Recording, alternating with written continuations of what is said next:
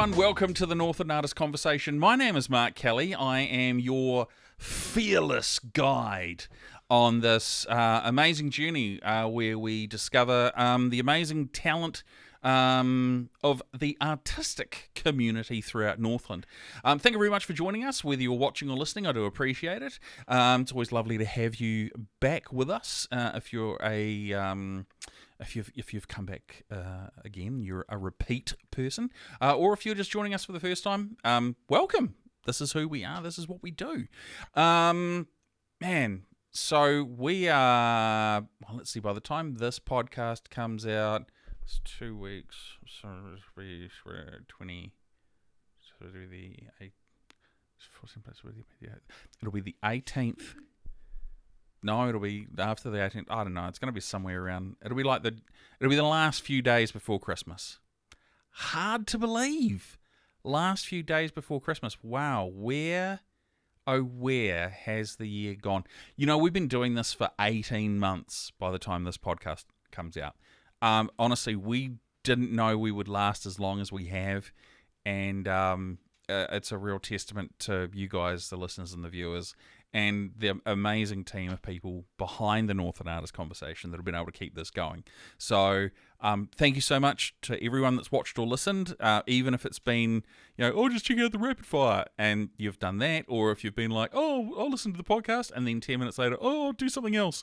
That's also fine as well. No issues at all. It's totally cool. And I'm also going to give a shout out to the team behind this, because it's a very very thankless job sometimes behind the scenes. And you know what? It's interesting because we over the 18 months we have had some guests on that work behind the scenes, and they'll be the first to say that. So what we do is we want to celebrate people that are not only in the spotlight or have the spotlight on them, but also behind the scenes as well. So I'm going to flick to my camera. Now, much like last week's episode, we're actually going to highlight an older episode as well. We are going to... I'm not going to say who it is just yet. This is an artist that when we first met them, they'd, been around for a little while, been established, had done this amazing piece of artwork out of something like 15 kilometres of thread. When we did this, I remember being completely blown away by how much thread was used to actually do this particular image. Since then, they've gone from strength to strength to strength. They have a collaborative group of people that they work with, the Mermaid's Purse, and they've also gone on to do talks about funding applications and how you can start monetizing your creative expressions. So she has been, there you go, it's a she, has been a real force throughout the Northland artistic community. Angela Rowe, lovely to have you back on. I say back on like this is the second time. No, what we're doing is we're using the original podcast. This was shot in July of 2022. So, man, it's hard to believe. It's such a long time ago. She was kind of in that first couple months of when we were getting up and running. And she was absolutely lovely, and she was such a super cool guest. And this is a really good opportunity for us to celebrate her. But also, if you've been with us for a little while, this is an opportunity for you to check out some of the older podcasts that we've had, some of the older guests that we've had on, because we celebrate everyone here. We celebrate everyone. And it's not just in the public eye, but it's also people behind the background, behind the scenes as well. And Angela has done a lot of work in both parts, being the massively creative person that she's been, but also helping other creatives in the background. So I'm going to shut up and stop talking and the jibber jabber. Let's sit down and have a look at the conversation with Angela Rowe.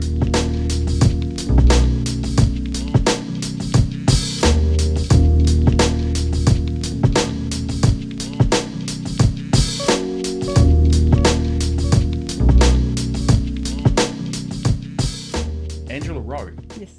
Welcome to the Northland Artists Conversation. Thank you so much for coming and joining us today. Thank you for having me. Oh, of course. And I'm sorry it's taken us this long. Obviously, we had a few issues last time with some sickness. So thank you for actually, being cool enough to come back. Really, really appreciate it. No problem. It's Excellent. the way it is at the moment. Yeah, it is. It is. Yeah, it's definitely the season for flus, and obviously COVID's still kicking around as well. But yeah, such is life, really. So yes, once again, thank you for joining us. And the viewers are going to see this absolutely amazing. Now, I want to call it a tapestry, but it's not. It's an embroidery. What's thread art, really, isn't it? I call it a portrait. A portrait. There we go. A portrait. Okay, so people are going to see this through our wide camera there. They're going to see this lovely portrait. Now, I did just want to talk about it really quickly because obviously, before we started, you've given me some incredibly amazing facts. So, this is a portrait of yourself taken that you kind of did during lockdown. Yeah, yep. And how many meters of thread did you use? 8,700 meters of thread. 8,700 meters. And it's the first one that I actually kept track of my material use and the time I was working on it. And this is also award-winning as well, is that right? I was a finalist in an art finalist. Award. Yeah. That's so cool, though. So yeah, truly amazing that you're able to bring this in. Thank you so much. And there's another couple of pieces over there as well, which we'll get up on the display screen as well. So we'll cover off a few details about you. Your name is Angela Rowe. Yes. Yes. And you have a very cool Instagram handle. Pretty Mermaid's Purse. Yeah. Yes. What's the story behind Pretty Mermaid's Purse? Well, I've been blogging for many years, since like 2004, when it sort of was just taking off. Yeah. And my blog initially was Mermaid's Purse. Okay. That was my name, my blog name. Right. And that became my name for lots of other things. Do you know what a mermaid's purse is? I've not. Well, that was actually going to be your next question. What is a mermaid's purse? Well, a mermaid's purse. So I have a long history of being very passionate about marine organisms and the ocean and marine life. And a mermaid's purse is the egg case from a shark or a skate. And they have the name mermaid's purse because they sort of have this shape, which is this oval sort of shape, and on the either end of the oval are these long curly tendrils which attach themselves to seaweed or rocks or other things in the bottom of the on the sea floor. Yep. Okay. And reefs and so on. And then that's where the little embryo shark grows and develops, or the skate. And it's called a mermaid's purse. People didn't know what they were. No. And they resemble some kind of purse. And that's why I think that's why the team as a whole, we love doing this project, because we all get to learn so much. So anyone here know what a mermaid's purse was? Andrew's saying yes. Rocky's like no. Mark Presenter's like no. Not at all. Yeah. So you obviously have a long-standing love of marine biology and stuff like that. And how far back does that kind of go? Oh, well, when I was a kid, I used to go to the beach and spend a lot of time with my grandparents, and we would go to the beach. That was our summer way of passing time and spending the days. I grew up always being at the beach, and my grandparents moved up to Snells Beach when I was about 8. Okay, yep. And so that's where we would go for summer. Nice. Yeah. And so that was kind of the regular family thing? That was the regular family thing, and I grew up watching Jacques Cousteau and Our World and learning about the marine environment. David Attenborough. I think I just loved Jacques Cousteau, though. He was trying to find Atlantis, or he was on these other quite imaginative adventures. Yeah. He was always... I think with Mum and Dad, it was always, I think, Our World on a Sunday night. Is that right? So whenever that was on, we'd always sit down and watch it. And I always distinctly remember David Attenborough. Not so much. I knew of Jacques Cousteau as the marine explorer. Would that be fair? Yes, I think he started out more as an explorer, and then over the years he became more concerned about the damage to the environment and what the impact of human impact in that world. Yeah. And I think that really affected his long-term outlook on life and things. Yeah. So obviously he sort of transitioned through life from one field sort of into another, which is very, very cool. Mm-hmm. And I've got to make sure I've got this right. When I was 8, I made a poster and put it in my bedroom window. Yeah. What was the poster for? What inspired you to do it? I was really, really worried about blue whales. Okay, yep. Probably other kids, maybe other people in the 80s might remember that they were right on the verge of extinction. Yes, I do. And I was so worried. And I was like, I want to grow up and join Greenpeace, and I want to help save the blue whales. Mm-hmm. We're doing all this damage. Yep. And I was really worried. So I made this poster on this piece of paper. My parents were pretty thrifty, I think, and it was this paper on one side. It had like shiny print for dearest dust. Oh yeah. And on the other side, we had this massive stack that were not used, stack of papers that were for us kids to play around with. And so I made, and it was long. Mm-hmm. So I was like, this is great. I can fit a blue whale all the way along because they're really big. Yeah. And I put it in my window, which was probably obscured by trees. And I was like, I want to join Greenpeace. Don't know what I'd do with any money I'd raised from my school friends, but I was like. Did you do the fundraising in school? I don't remember. I don't think it was a thing that we did at my school. I remember 40-hour famine, but I don't remember anything for blue whales. Did the 40-hour... I think we did a Greenpeace thing at primary school, maybe intermediate, but yeah, definitely did the 40-hour famine a few times for the starving children in Africa. Such a good cause. They still do it. Do they? Yeah.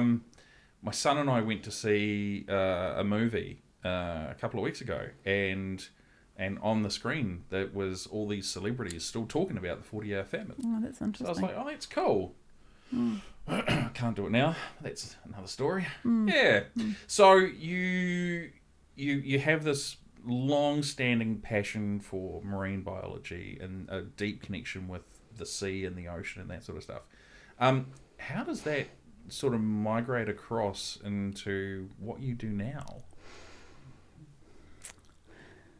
I think on a practical level, I talk with my kids and we pick up rubbish at the beach, for one thing. When we're there, we're like, well, we're here, we'll do what we can. Yeah. And I also talk with them about, after a wash-up, what we see when we're walking along the beach together, what that tells us about what's happening in the ocean that we can't see because we're not marine animals. It's not a habitat that serves us or that's safe for us. So we still do those little things. But I think the way that it's worked itself into my practice is while I was doing my master's, which I finished in 2020. Congratulations. Thank you. I finished with a project called I Used to Find Dead Insects in Your Pockets. That was the name of the project? That was the name of the project. Okay, and that was the name of the final submission and the exhibition, which I also toured at at Jeff Wilson Gallery afterwards. Just when we were in a lockdown, like in one of the windows between lockdowns. Yeah. And that title came from conversation I was having with my mum about the research I was doing with regards to memories I had as a child of things I did with my nanas. Mm-hmm. And one of my nanas used to have me out in the garden with her all the time.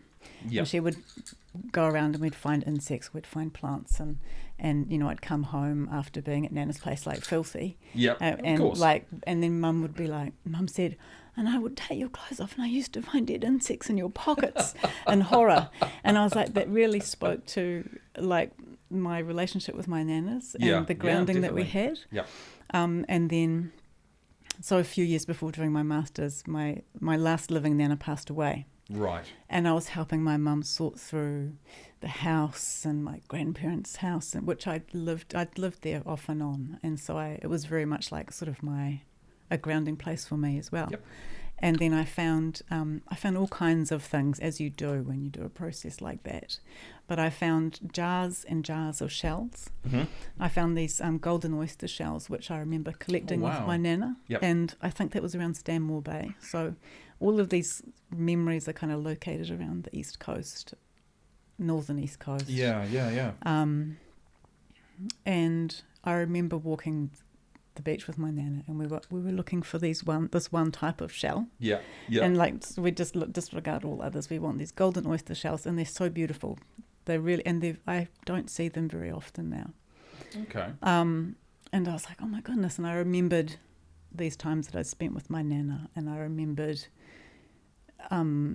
thinking about where I was and these sort of values and connections between people and place. Yeah, definitely. And so for my final submission for my master's, I included, I gave it the name from my mum. Yes. I included these stories. I did storytelling and story collecting as part of my practice for my research. Yeah. So these were some of my stories, some of my children's stories, and other people in my family's stories. Cool. But I exhibited an installation that included these jars of shells that my nana had collected. That's the installation that was in the window at the gallery? No, that was a different one. It's a different one. Yeah. Okay, carry on. Yeah. So I used to find insects in your pockets that included jars of shells that I'd collected with my nana, and then it also included other shells that I'd collected with my children, and it had and I just sort of blurred that line between memory and story and how we use our memories to form our identity. Yeah, absolutely. And sometimes, when we're going back and reliving childhood memories, we tend to view things in a very particular way as well. Yeah. I know that for my grandparents, I'm exactly the same as well.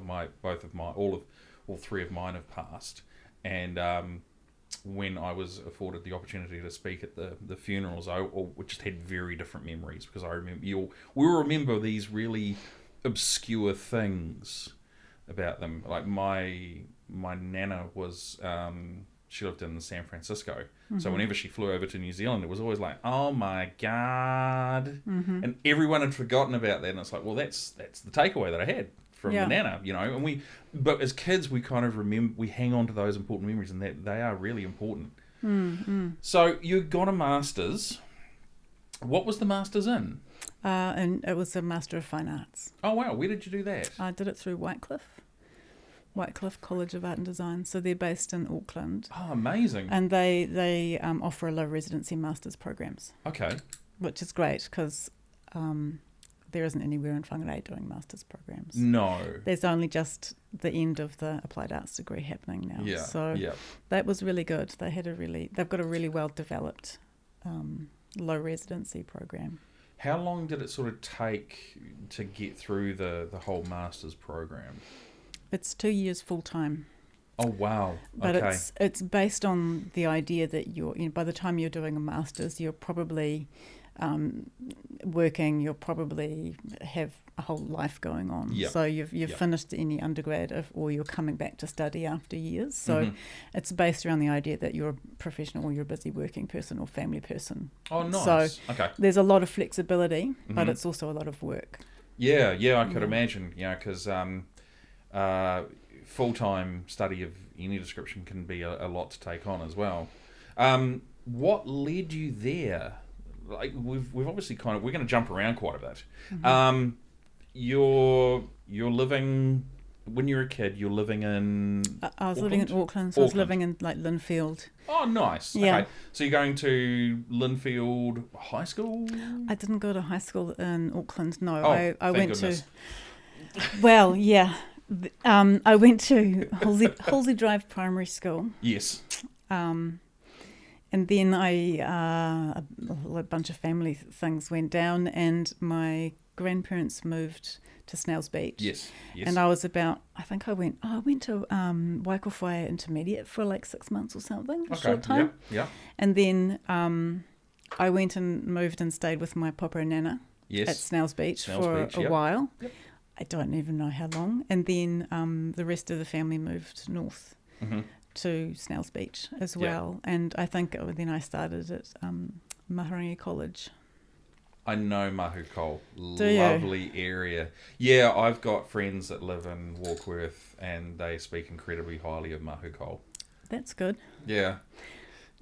Had a different reputation when I was going to say, I have a funny feeling things have changed somewhat. Yeah. Now, you've you've done your time in Linfield, family all migrates north, you're in Mahukau. When does the artistic bug sort of start capturing you? Is it early on? Is it a bit later on in the piece? One thing, having talked with people, is that we've had some people where it's like, well, I studied science and then discovered art later on. We've had one person that didn't discover art until like 16 years ago. So everyone's journey towards art is very different. What's yours? Well, I'd always made things, drawn things and stitched things. Made posters. Designer, graphic designer. Graphic designer. Yes. No, I had learnt to sew. I used to do a lot of things with my hands. I like to make things. Yeah. I'm not good at keeping my hands still. Okay, that's all right. Yeah, I think I've mentioned that. Anyway, so I've always made things and stitched or drawn and painted and all kinds of things. So I did that all as a kid. Yeah. And I really enjoyed art, and horticulture were my favourite things when I was at high school. Okay. I had Mr. Whangarei, who was formidable at Whangarei College, but he was a good painting teacher. Yeah. And then I had Mrs. Francis, who was pretty insane. Right. She was very much your cliche art teacher. Yeah. I shouldn't say insane. She was wild. She had great hair and always covered in paint.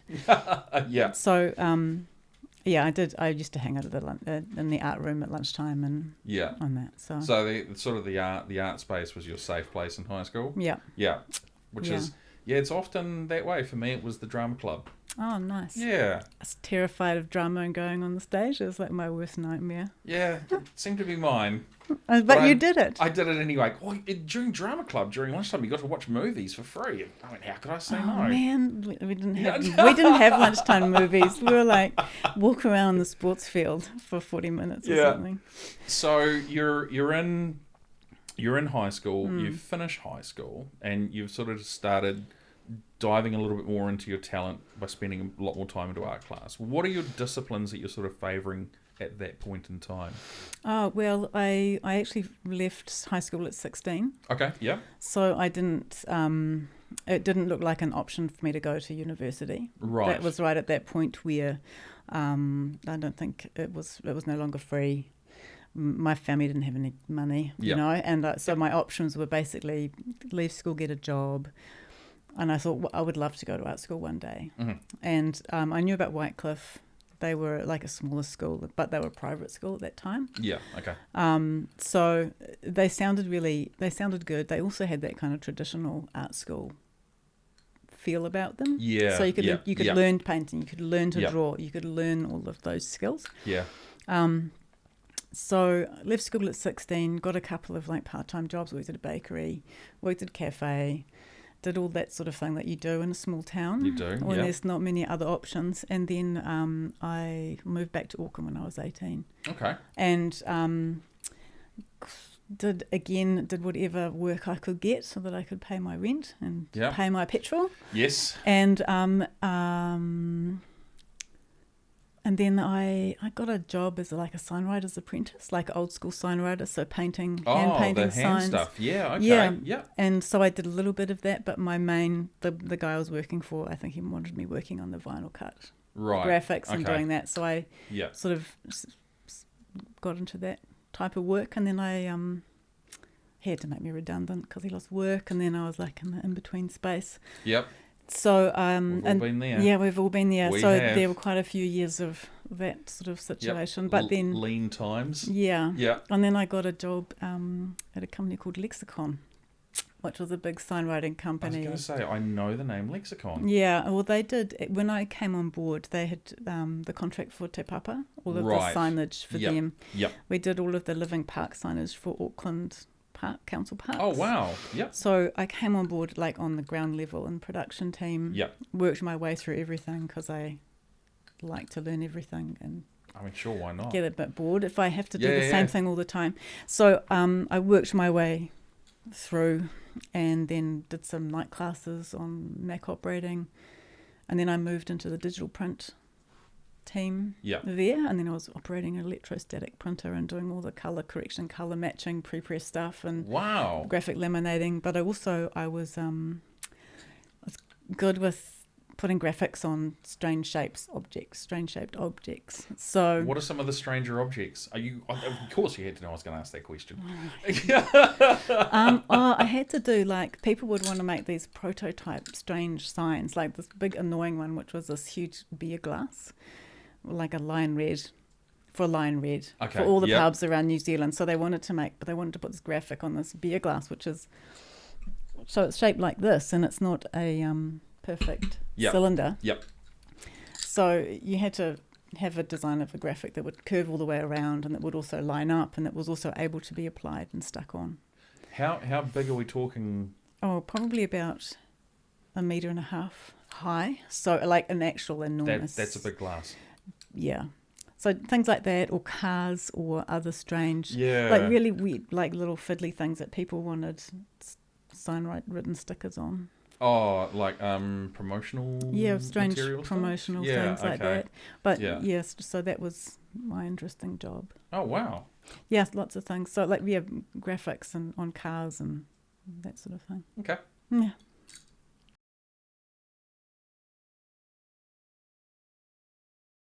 Northland Artists Conversation is incredibly proud to support Forum North. Forum North are such a gorgeous venue, and they're located in the heart of Whangarei's CBD. They're a wonderful group of people that work there, and they work with incoming artists or local artists to make sure that they're helping put on the best show possible. They've got some different venue options that you can hire as well, and if you're interested in that sort of thing, I'd highly recommend you contacting them via the website or reaching out to them via Facebook as well. Northland Artists Conversation, really, really proud to support Forum North.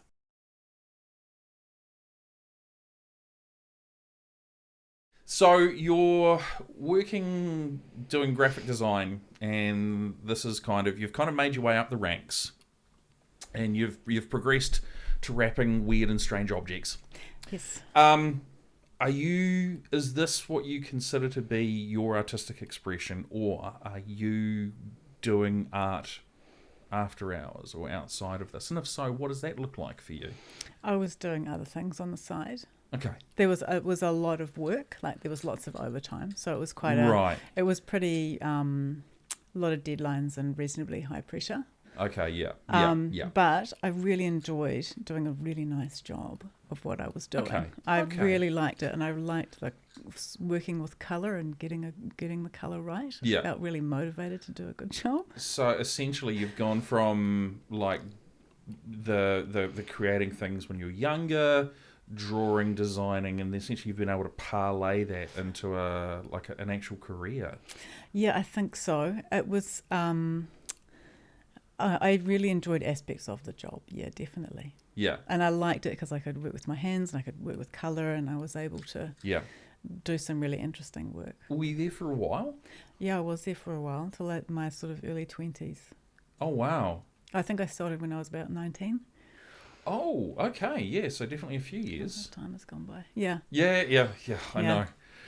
And so I did that and travelled a little bit between times as well. While I was working there, I took some time out and travelled, and then came back and worked with them again. Yeah. And then they went out of business. So. Oh no. Yeah. So that was a bit sucky, and then I went and worked for Omni Graphics.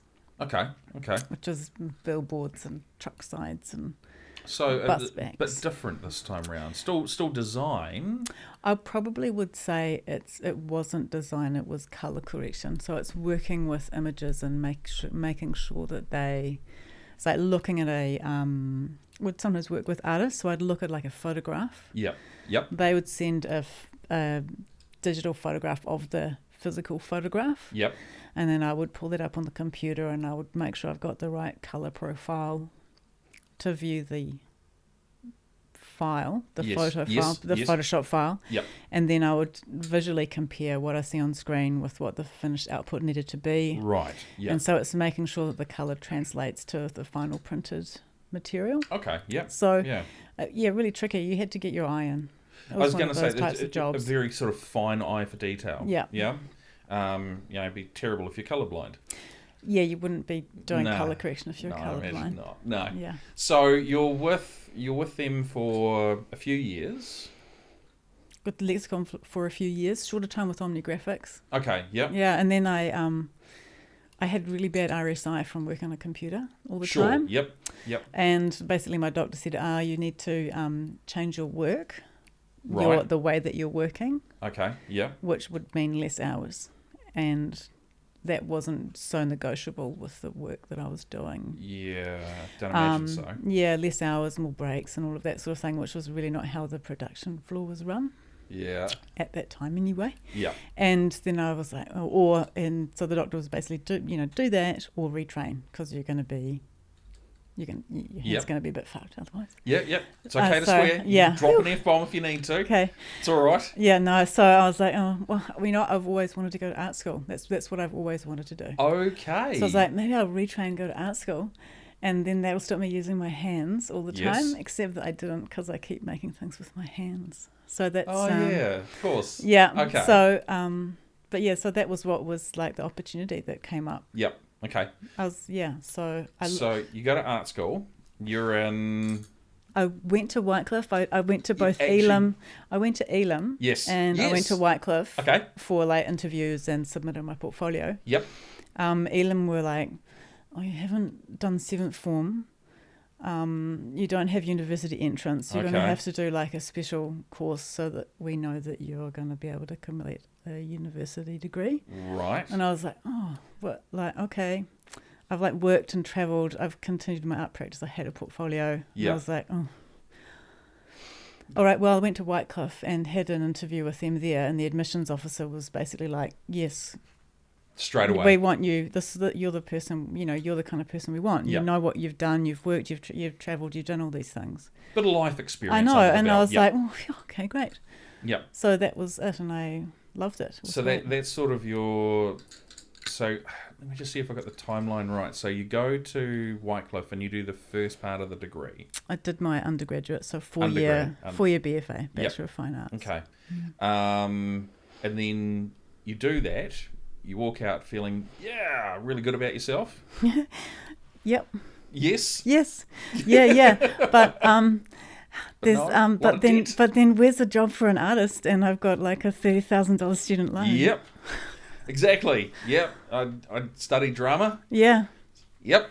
Woo. Not a lot of. Yep. It's nice walking away with a great big fat loan. Yeah. Not a lot of work. Everyone wants to be an actor though, so yep. Yeah. So I still, but I kept doing like group shows. As a student, we would have like student group shows.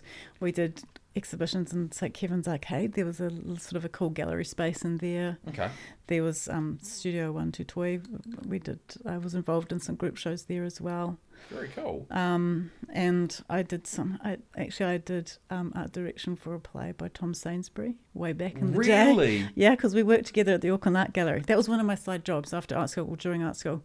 I was working at the Auckland Art Gallery. Wow, that would have been amazing. It was really cool. It was a really casual job. It was working as an art interpreter, so taking school groups and children through. Right. So it was taking them through the gallery. Tom was one of the other guides. Among Eve Gordon, who actually is another performance artist from Dust Palace. Wow. We had really amazing people working there while we were studying or we'd just finished our art school degree. So it's because, where are you going to get work? Well, you really, you got to hustle, right? Yeah, I got to hustle. So I was doing that, and then I was working at the Lido, and I learned to be a projectionist there, which was really fun because that was working with film. Okay. Before they went cinema, digital. Yeah. Yep. So it's the Lido Cinema in Auckland. And I really loved that job. I loved editing and putting the film together because you get film from the film vault and actual film from the film vault comes in little comes in reels, like 4 or 5 reels. And the special containers, and then you have to wind them all onto this huge big projector with like 3 levels, and you splice it all together to make the feature film a feature film, otherwise it's in bits.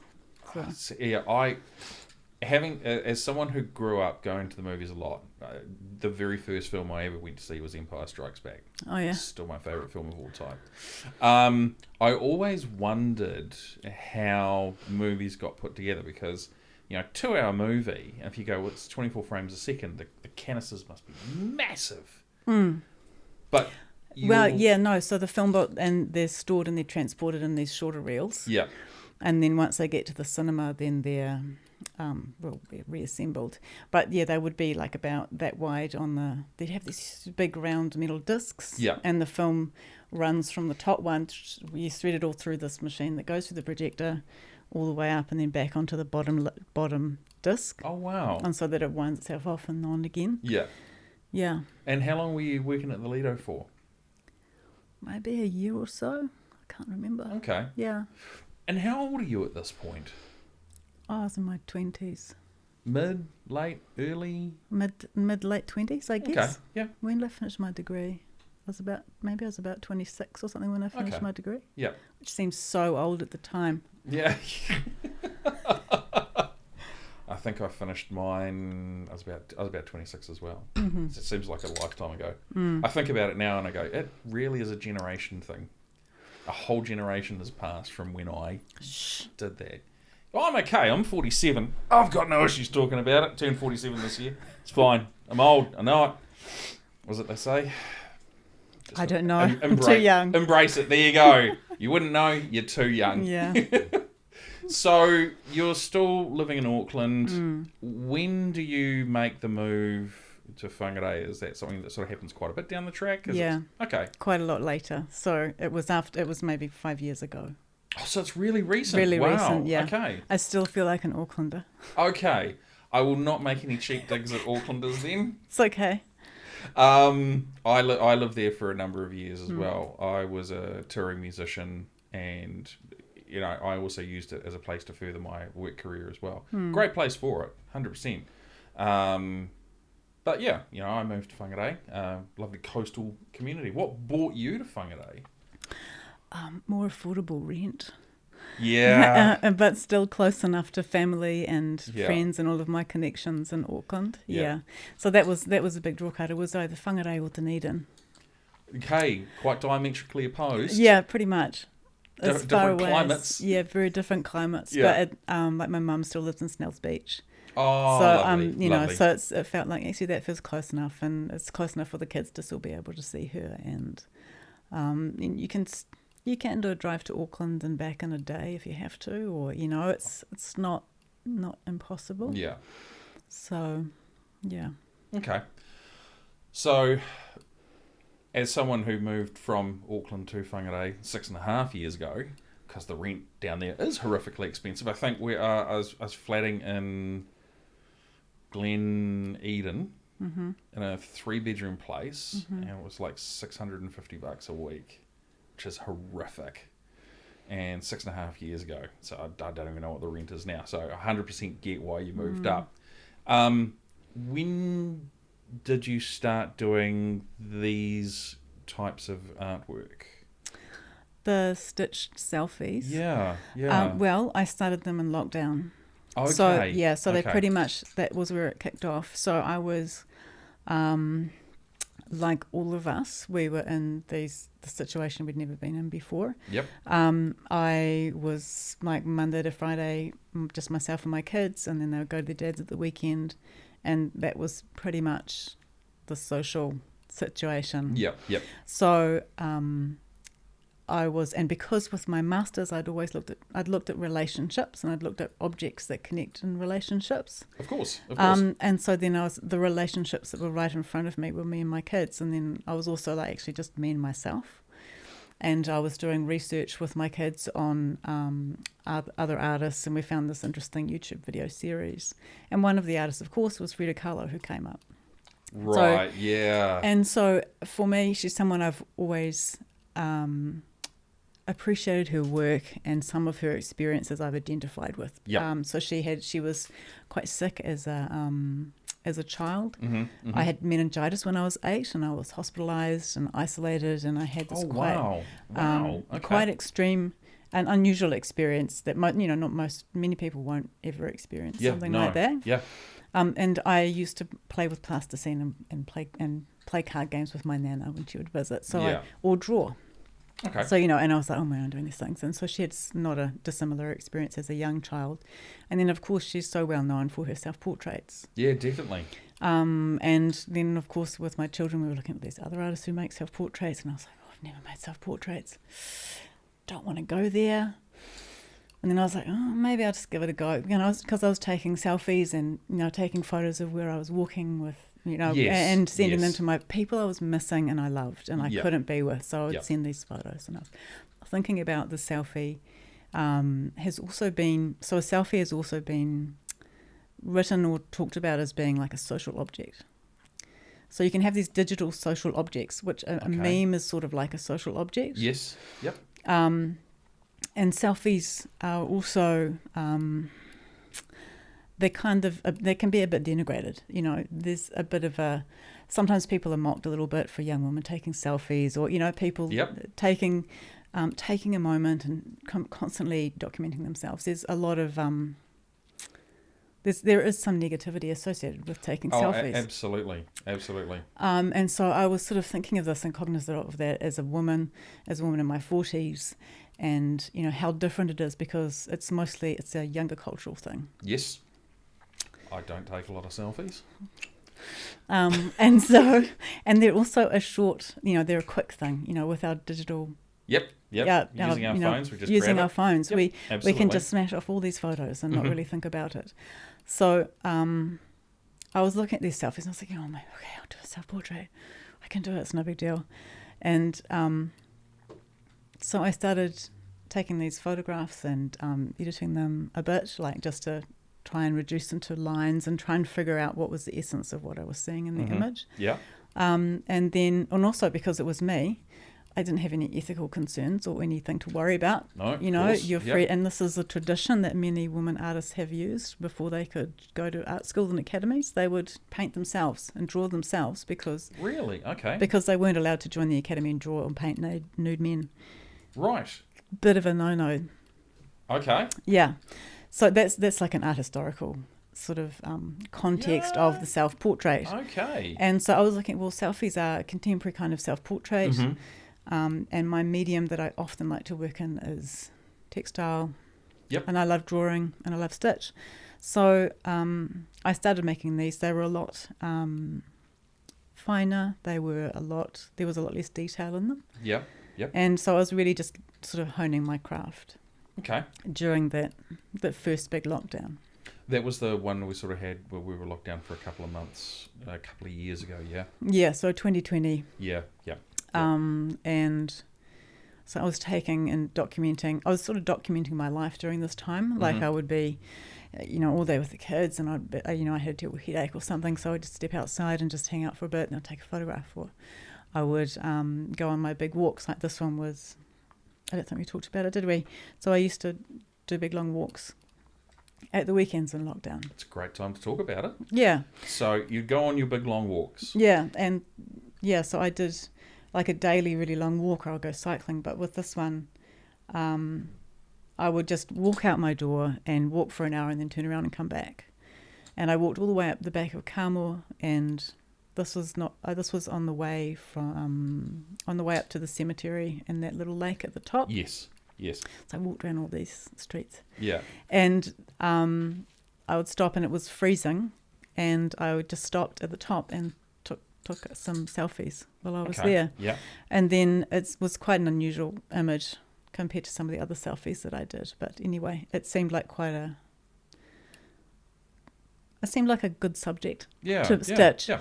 And I was really open, and I was just experimenting. So I made a lot. What do you think that you saw as an artist in the photo that made you go, you gravitating towards that one? Was there something about the setting, or was it something that you'd captured in your mood or your face, or was it something about the event as a whole?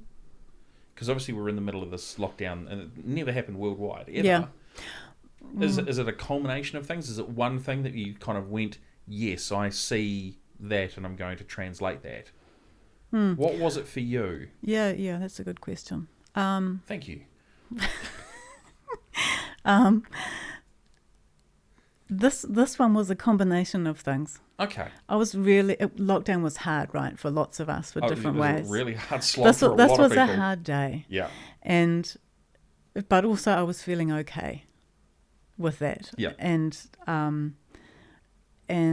it was I felt really on my own at this time, and I was high up, right above Kāmoa, right above Whangarei. Yeah. It was an interesting place to be. And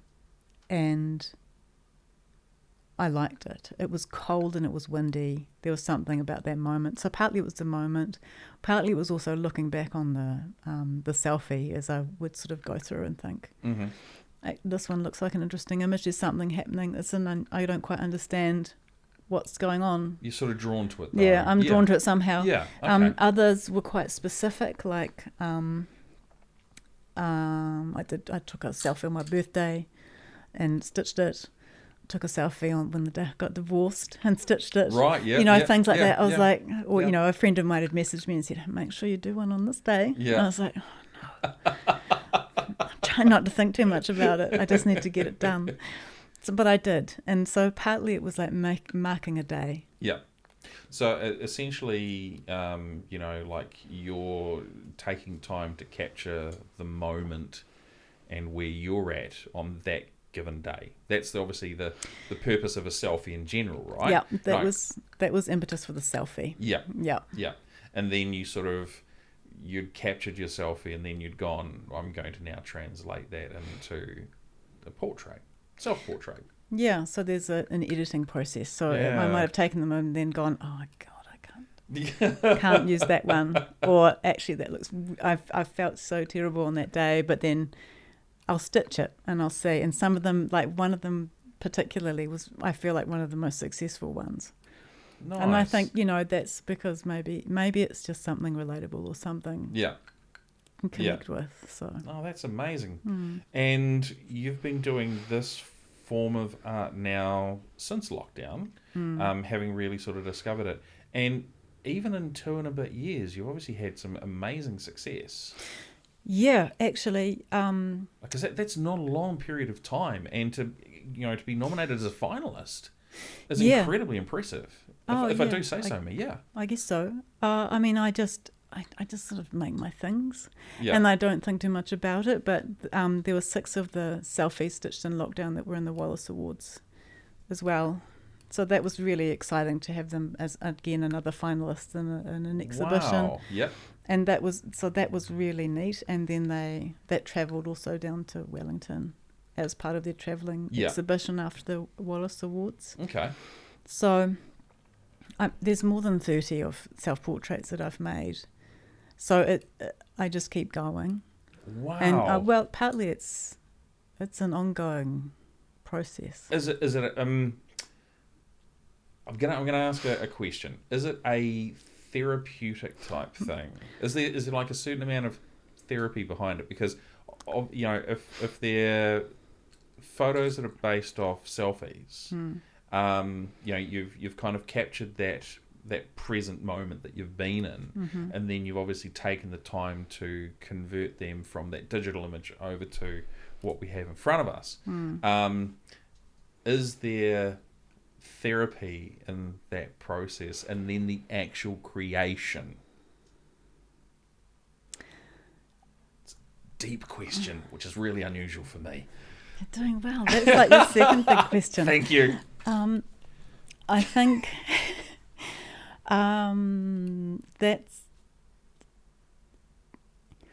I don't have a clear answer on that, but what I would say is that for me, having a project, having something I'm working on, helps me with my mental health and helps me think.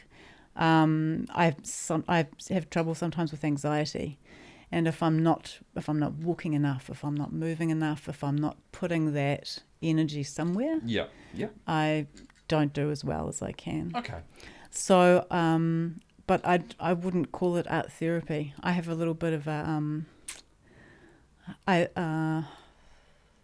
not a problem with art therapy or calling art therapy. Yeah. I think that sometimes it puts it into a box.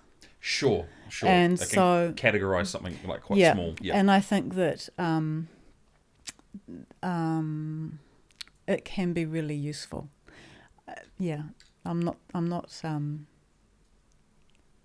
Yeah, I like making things. Yeah, I like yeah. using my hands. Yeah. So in a way, it's part of what I do. Yeah, yeah. And I know when I need to do a project. Yeah, and you've obviously been doing it for such a long period of time as well that it's your outlet.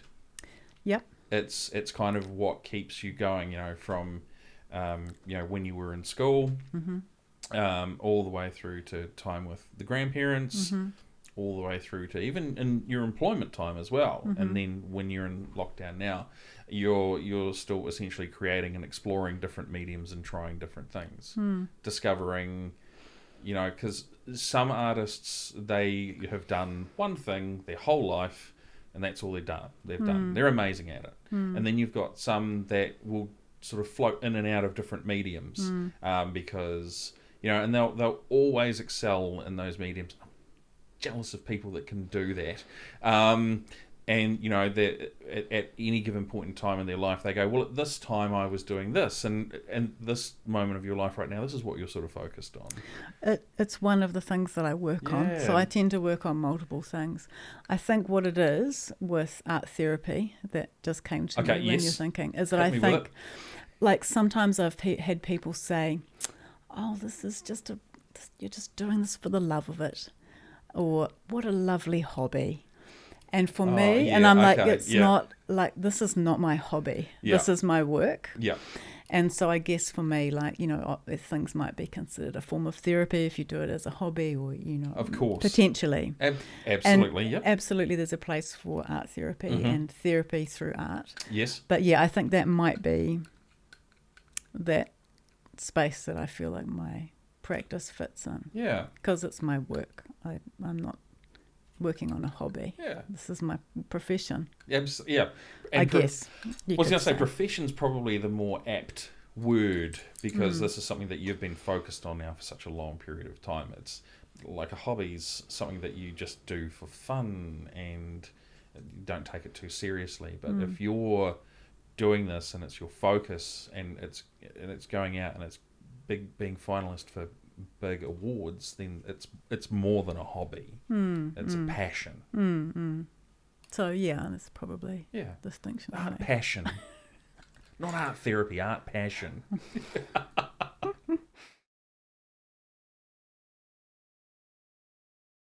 So you're in Whangarei, you've been here for 5 years. We've had the horrific worldwide thing that was lockdown, and COVID swept through us all.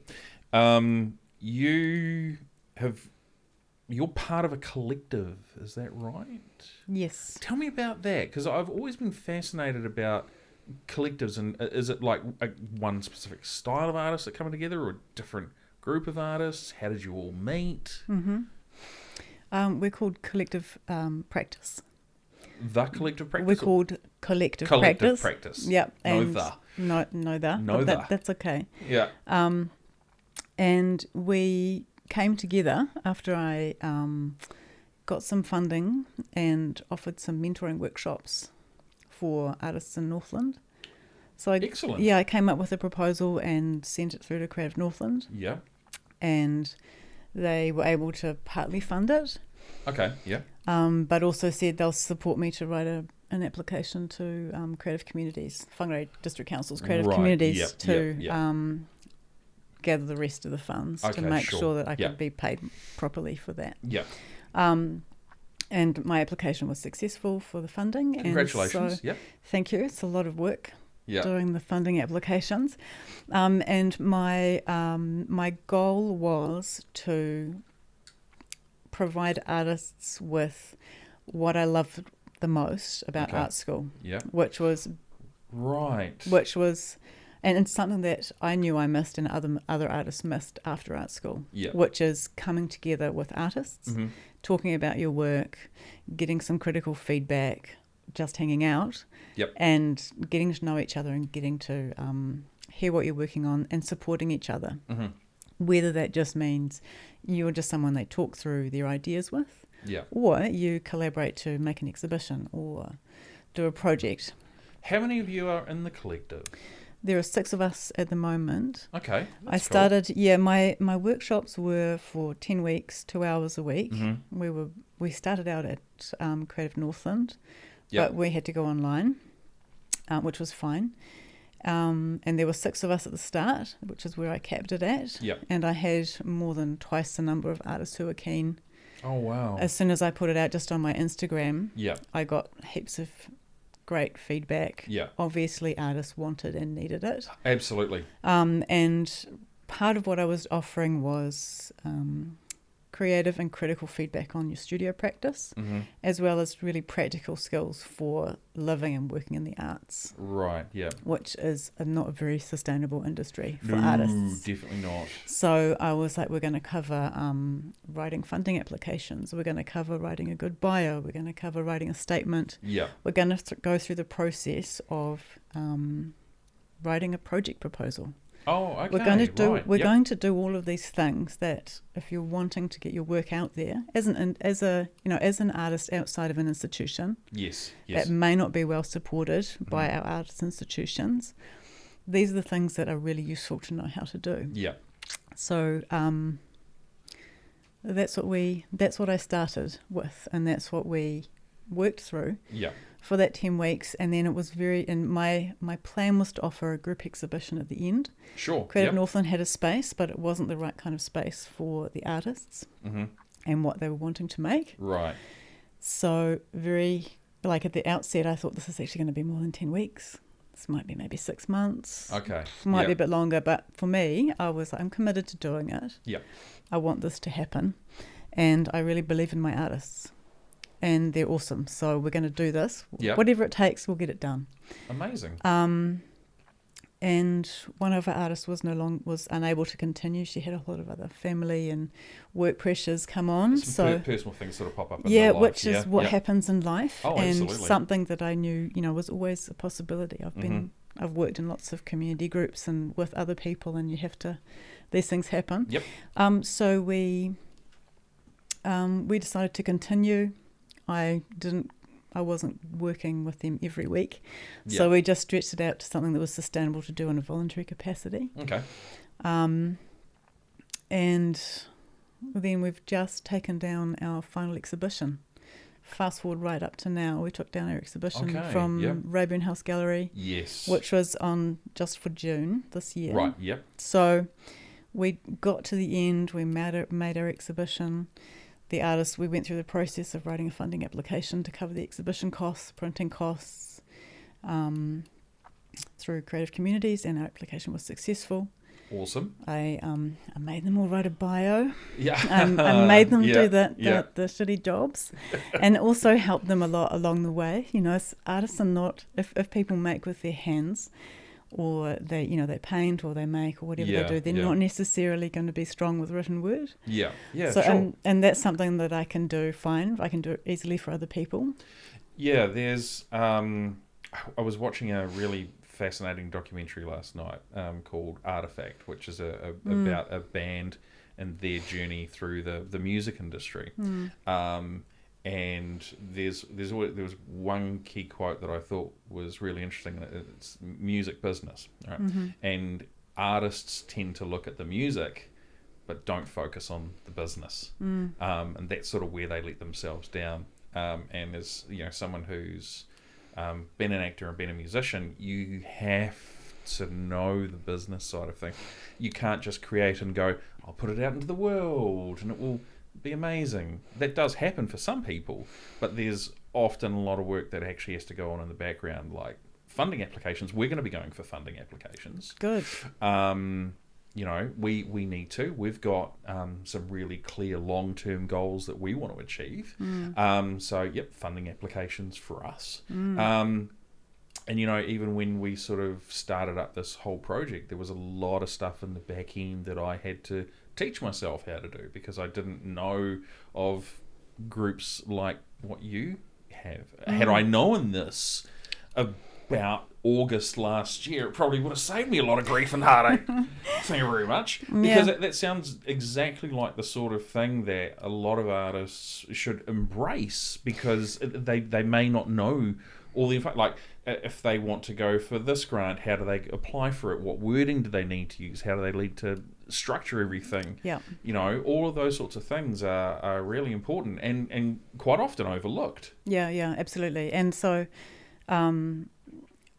it's a huge process. But, you know, the thing with working together, and we decided to, I think we decided, or maybe I decided, we became a collective. Yeah. Because I was like, we're going to stick together. Yeah. We're really good. I love working with my artists, and they're all awesome artists. You know, we have a variety of different skills between us. You know, so for artists, if you can't, you know, if we struggle with the writing or the you know, the promo stuff or the media, we've got to collaborate. We've got to work together. And so that's a really key part of how I like to work, and what the mentoring workshops allow. Definitely. And facilitates really easily. And are the mentoring workshops going to continue?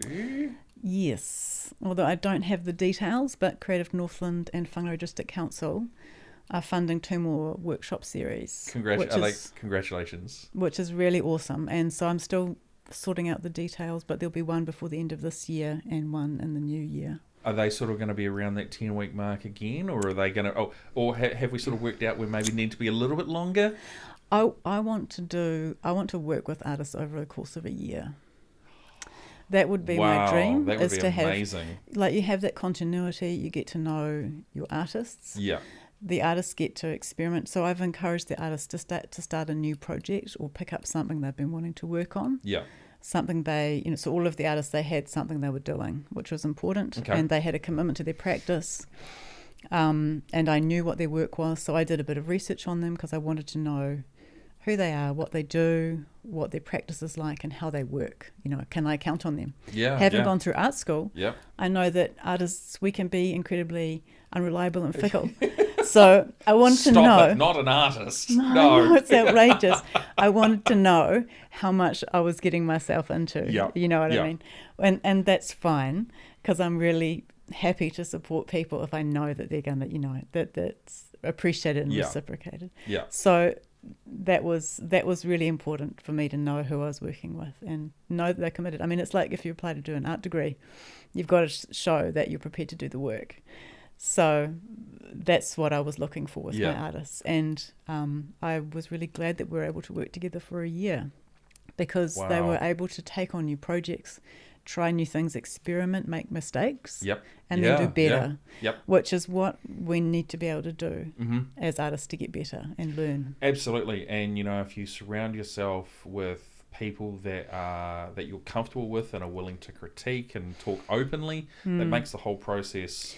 Yeah, and it's really important. And, you know, my master's was 2 years, my undergraduate was 4 years. Yeah. That's a long time to get to know people and get to trust people and know that, and they get to know you in your work, and you know that you can trust what they say, or they have good intentions. Yeah. So for me, it was like, I want these people to succeed. Yeah. And I want to, you know, I want them to do well. So that's what my motivation is. It's amazing. So... I mean, obviously you don't have the finalised details yet, but if artists want to keep it on the radar, how do they find out? You can follow me on all the usual social channels. So on my Instagram, I have a Facebook page. I have 2 blogs. I have my original blog, which is still going. I have my master's research blog, which is where I publish some writing, but probably my social media Instagram is probably best. So social media, your Instagram one is... Pretty Mermaid's Purse. There we go, which we talked about earlier. Yeah. And your Facebook one is... Angela Rowe Artist, I think. Okay. Yeah. So it's pretty They link together. I love how they do that. Yeah, something like that. Yeah. Oh, that's cool. Yeah. Well, Angela... We've come to the end. I know, it's hard to believe, eh? Almost an hour has gone by. It's amazing. Thank you so much for coming in and sitting down with us today and taking time out of your schedule. We really appreciate it. It's always so fascinating to learn more about people that are in the community and who they are, and what they do, and the journey that that got them from point A to point B. Because it's not just about the destination; the journey is often the most exciting part. So thank you so much for sharing with us. Thank you for having me. It's a pleasure. You're welcome. Well, there you go, everyone. That was a wonderful podcast with Angela. Such a cool guest. Such a huge force of talent, but just so amazing. The dedication and focus that she has, and she brought in the art, and we had a look at it, and just Andrew, what were your thoughts on the art that she brought in? It's kind of cool to see, I guess, that kind of stitch stuff, because I think she stitched the back, and it kind of creates an image on the front. Or I don't know how stitching works. Forgive my ignorance, but just to see how I guess realistic it looked. Using that kind of medium. 100%, and my ex-wife did a lot of cross-stitch and the things where you take the thread and put it through the hole, and then by the time it's done, it has like this beautiful thing, and you frame it and stuff like that. I guess I'd kind of thought of it in the same way, but what she pulled out was amazing. A self-portrait. Yeah, that's what it was. Yeah. Yeah, right. It was so true, and so much black thread. Yeah. But what does she say? What does she say? Can you remember? I'm pulling back the curtain here, but we're recording this a long time after that podcast. So I in my head, I'm remembering 15 kilometres because I remember it being such a huge number, but then the number 3 kilometres comes up a lot as well, because that's 3,000 metres. Yeah, I honestly think it was towards that 15k though. Yeah. I don't know. It'll be in there anyway. It's such we'll stand corrected. It's such and we'll put that in the podcast. Producer Andrew, just insert the correct number just there if you could. I will. Thank you. But such a lovely lady, and how she came to be in Whangarei is also really interesting as well.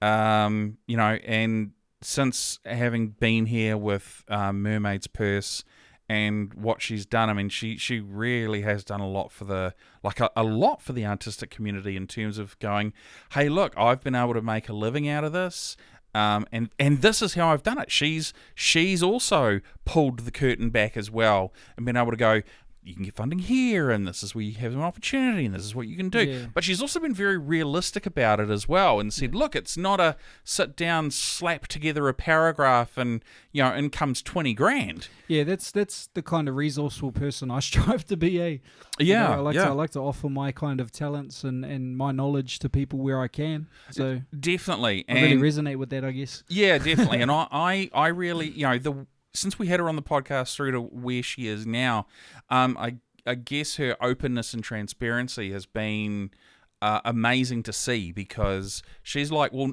if knowledge is power, then let me share my power with you. Let me share the knowledge, let me pass it on and impart it with everyone. Yeah, no, that's cool as. Yeah, and a lot of respect for her and who she is and what she did. Just amazing. What would you say was your standout for this podcast there, Andrew? Oh dear. You put me on the spot. I probably haven't watched this one recently, to be honest, Mark. That's okay. I think for me, actually, it was seeing that completed work. And if you listen to the podcast, it's kind of hard to gauge. So I would highly recommend going to our Facebook page or our Instagram page, making sure that you follow us, and then doing all the good social media things. But just have a look at the image that that came along with it as well. It really is marvelous to see. Like, it's fascinating to see art like that in general, because it's one of those ones where if you walk past it and you didn't take note, it would just look like a piece of art.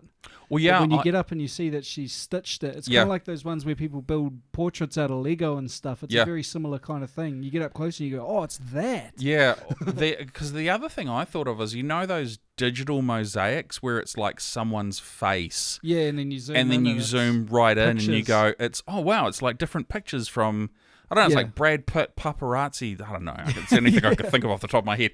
But it's the amazing detail. And I think when I saw it for the first time, it looked like it had just kind of been rough sketched. Yeah, exactly. But then you look at it in detail, it's like, oh shit, that's thread. And then you go, oh shit, that's talented. Yeah. And here I am sitting here being a fraud. I can't even draw. No. Look, that's true. I can't draw, if we're going to bring this up. If anyone needs me to draw the car from Knight Rider side on, and I do mean the left-hand side, so the nose is here and the tail's here, I'm your guy. Yeah. But if you need anything else, I am terrible at it. I'm shocking. So I have a huge amount of admiration and respect for people that can do that sort of stuff. And really think outside the box as well. Yeah.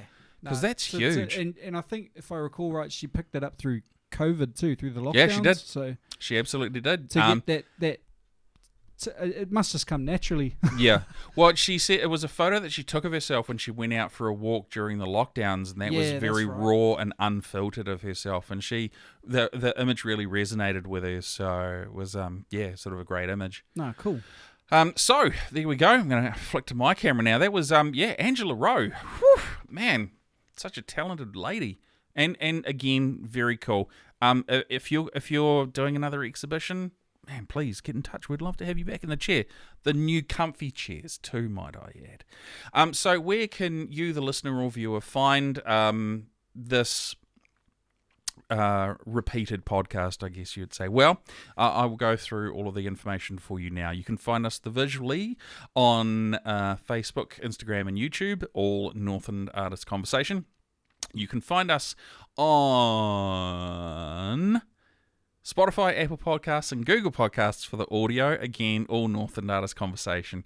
And if you are an artist and you would love to come in and sit down with us, or if you've been in here before, or if you know someone that we should have a chat with, please reach out to us. Our email is hello@northlandartistsconversation.co.nz. We would love to hear from you. 2024 is going to be amazing for us. And if you want to support us just that little bit more, just a little bit. We also have a Patreon page as well where you can support us financially. We do appreciate it. Apart from all the good stuff that you do with like Facebook where you subscribe and or follow, and YouTube where you subscribe, and you can do all those things like leave comments and heart emojis, and I don't understand a lot of it, like the ticky-tocky stuff. You can join us on Patreon. We have 2 tiers. The first tier we have is $5 a month, and we've called that Cup of Coffee. It's just a small way of saying, hey, we love what you do. We continue to support you, and we would appreciate that. Thank you very much.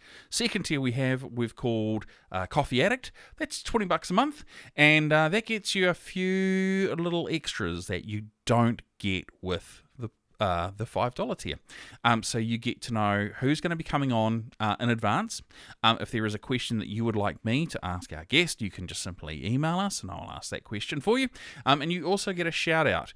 Now, where can you find us? Well, there's 2 ways. You can go to Patreon, you can go to Google, and type in Patreon. That's Patreon. Google search that. Top right-hand corner. We'll be right there. Create an account, fill out all the details, then search Northland Artists Conversation. You'll find us, pick your tier, and go from there. Second and even easier way is to go patreon.com/Northland Artists Conversation. Create your account, pick your tier, go from there.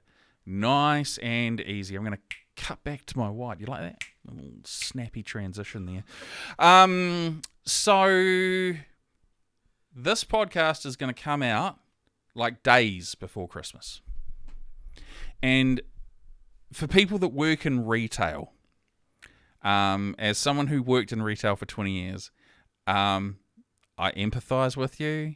I know what you're going through, the long hours and the let's say the challenging customers. There we go. I've been diplomatic about it. You can turn that mic off, producer Andrew. I was going to say something else. Yes, I know you. I know what you were going to say, and you can just hush your mouth. And then you've got the Boxing Day sales, and then the sales the week between Christmas and New Year's, and then the the sales on the 1st and the 2nd of January. You guys are doing it hard. So mad respect for for the businesses of you that are open until like 8, 9, 10 midnight. I think Kmart doesn't even shut anymore. Big ups if you're looking for something to listen to. Northland Artists Conversation. We're here. Maybe stick your earphones in and just have a wander around if you've got some time to kill. What does they say at McDonald's? Time to lean, time to clean? Anyway, from all of us at the Northland Artists Conversation team, we would like to wish you the merriest of Christmases. We hope you survive the insanity that are the Boxing Day sales. And that all good things come to you. We will have our year in review podcast, which is actually going to be legitimately very, very exciting. We've got a ton of cool little clips that we're going to recap on. We're going to share with you guys some amazing news and some very cool things we've got happening in 2024. Plus, we've got someone new that's just joined the team as well. But you've got to watch that year in review podcast or listen to it to find out all of that sort of good stuff. So on that wonderful high note, folks, have a very Merry Christmas and a Happy New Year. And on behalf of myself and the Northland Artists Conversation team, thank you so much for watching and listening to us, and we will see you guys real soon.